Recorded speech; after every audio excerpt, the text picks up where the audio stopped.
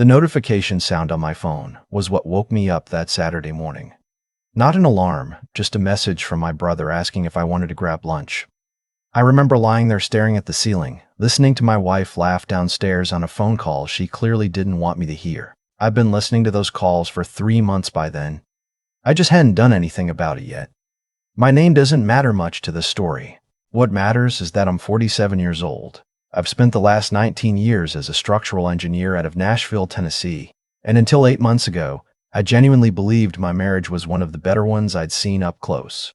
Not perfect, but solid. The way a well-built bridge is solid. You don't think about it failing because the foundations were done right. I thought I'd done everything right. My wife and I met when we were both 28. She was finishing her master's in interior design, I was 2 years into my career, and we both showed up late to the same dinner party at a mutual friend's house in East Nashville. She laughed at something I said before I even realized I was being funny, and that was more or less it for me. We got married at 30. Our daughter came at 32, our son at 35. I coached Little League. I drove carpool. I fixed things around the house on weekends instead of golfing because I actually liked doing it. I thought that meant something. 3 months before that Saturday morning, I come home early from a site visit that got canceled due to weather.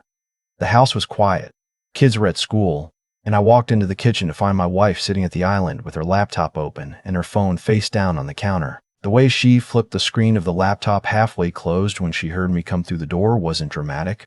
It was practiced. That's the detail that stayed with me. Not panicked. Practiced. I didn't say anything. I made coffee. I asked about her day. She said it had been quiet. I'm an engineer. We don't move until we have data. Over the following weeks, I paid attention the way I pay attention to a structure that's showing small signs of stress. Quietly, consistently, without tipping my hand. The late responses to texts when she was supposedly just in the next room. The new habit of taking her phone to the bathroom. The way she started criticizing me in small, strange ways that felt almost like she was building a case. I was boring at dinner parties. I talked too much about work. I didn't have the kind of ambition that translated into anything visible, by which she seemed to mean I didn't drive a loud car or take her to places where she could be seen being taken. Then came the afternoon that changed everything. My wife had her 2 closest friends over for what she called a design planning session, which mostly seemed to involve wine and talking loudly in the living room while I worked in my office down the hall. I wasn't trying to listen. I was on a deadline for a project proposal, but our house is older, the walls aren't thick, and at some point their voices carried. I heard my name. I pushed back from my desk slowly. I wasn't the kind of man who pressed his ear to doors, but I also wasn't the kind of man who could unhear his own name spoken in that particular tone. The tone that tells you the conversation has been going on for a while, and you've been the subject of it. He's a good dad, my wife was saying. I'll give him that. He's wonderful with the kids, but I don't know how to explain it. He's just not the kind of man who makes you feel like a woman, you know? He's so steady, so safe. It's like being married to a very competent contractor. One of her friends laughed. That's not the worst thing. It is when there's someone else who actually sees you, my wife said. I sat back down at my desk. I put my headphones in. I didn't hear anything after that because I turned the volume up until I couldn't hear my own thoughts either. That night I went through everything methodically. I'm not proud of some of the ways I confirm what I already knew.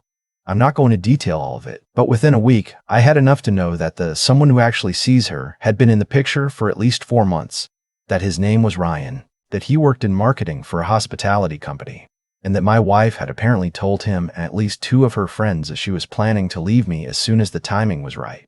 The timing, from what I could gather, was tied to money. Specifically, she seemed to be waiting for me to finish a large private contract I'd been managing for 18 months. A custom mixed-use development outside of Franklin that was on track to net our household a significant completion bonus on top of my regular billings. She wanted to file after the bonus hit. I'm going to say that again so it lands correctly. She was planning the timing of leaving me around maximizing her share of my work. I called my brother that same night. He's 4 years older than me and the least dramatic person I know, which is exactly why I called him. I told him everything. There was a long pause on the other end of the line. Okay, he said. Don't do anything yet. I'm giving you a name. The name he gave me was a family law attorney in Brentwood, who had apparently handled his colleague's divorce 2 years earlier with what my brother described as surgical precision. I called her office the next morning.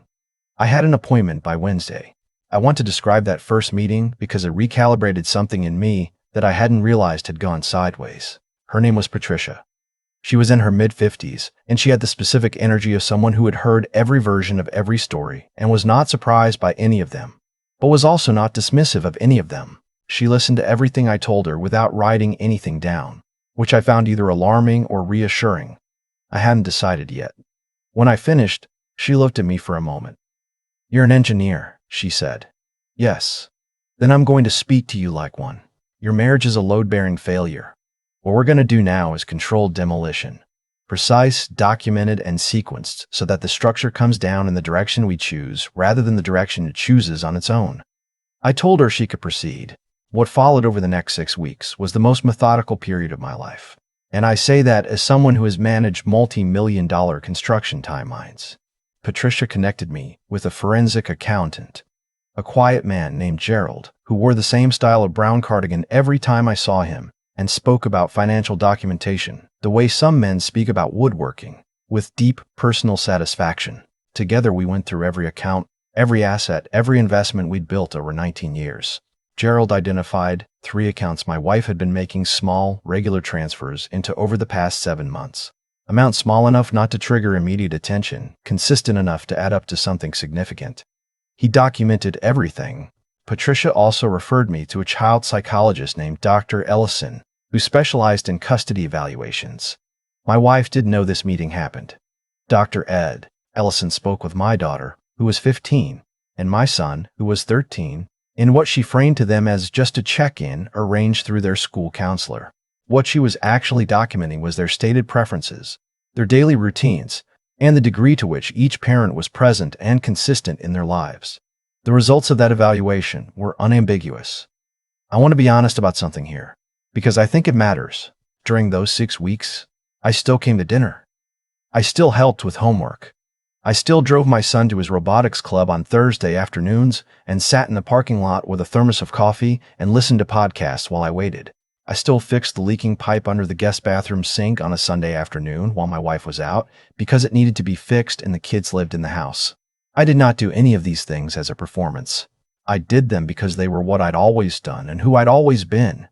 And I was not going to become someone different because someone had decided I wasn't interesting enough. My wife, during the same period, became more confident. I noticed it in the way you notice structural shifts. Subtle at first, then undeniable. She started going out more. She was warmer to me in a way that felt like guilt management rather than genuine warmth. Like she was making deposits into an account she planned to drain later. She started making small comments about the future in ways that didn't quite include me. When the kids are older, once things settle down, constructions that didn't have a "we" in them. One evening, she came home from dinner with her friends. Ryan was out of town that week, I knew because I'd done my homework. And she sat across from me at the kitchen table and told me she'd been feeling disconnected from us for a while, and that she wanted to be honest with me about that. She said she thought we might benefit from couples counseling. I told her that sounded like a good idea. She looked slightly surprised that I agreed so easily.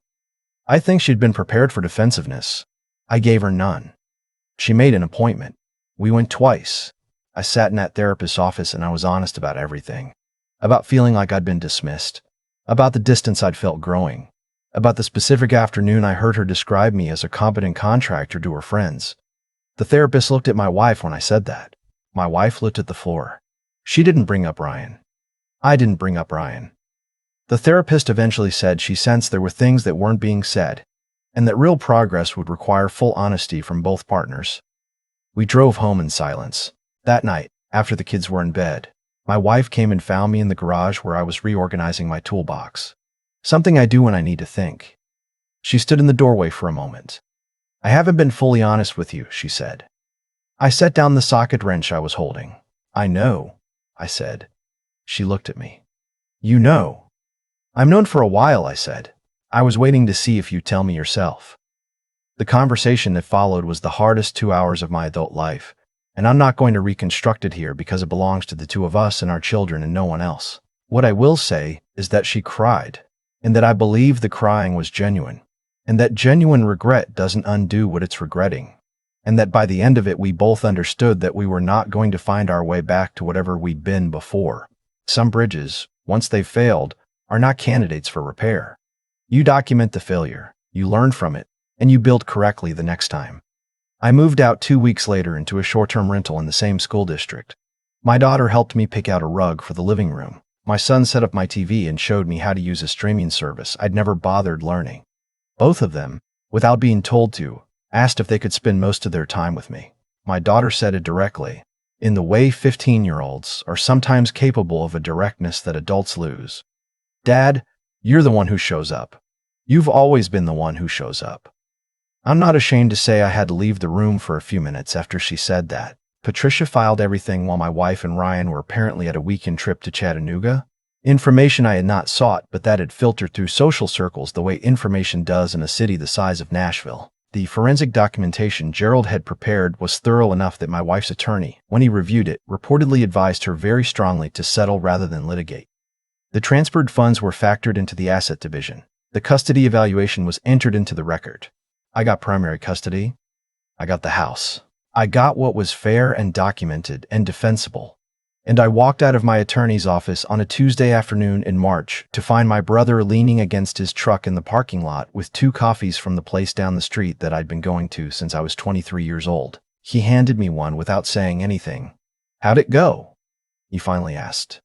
"The way it was supposed to," I said. He nodded. We stood there and drank our coffee and watched the traffic on Franklin Road and didn't need to say anything else.